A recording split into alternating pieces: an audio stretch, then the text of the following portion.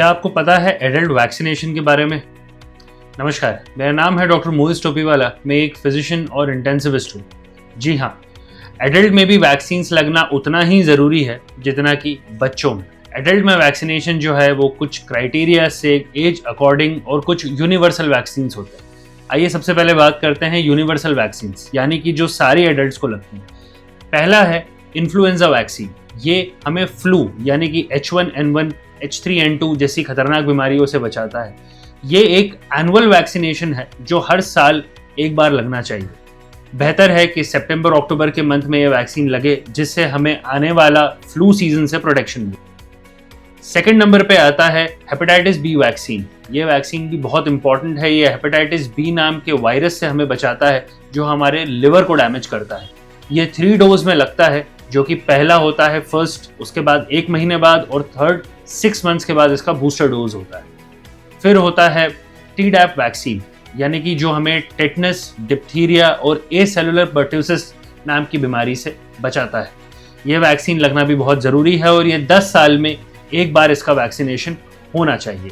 इसके अलावा कुछ वैक्सीन्स हैं जो कि फीमेल्स में इंपॉर्टेंट है, जैसे कि HPV वैक्सीन, यानी कि ह्यूमन पैपिलोमा वायरस से बचने का वैक्सीन। ये वैक्सीन सर्विक्स कैंसर से फीमेल्स को बचाता है और यंग फीमेल्स में HPV वैक्सीन लगना भी बहुत ज़रूरी है।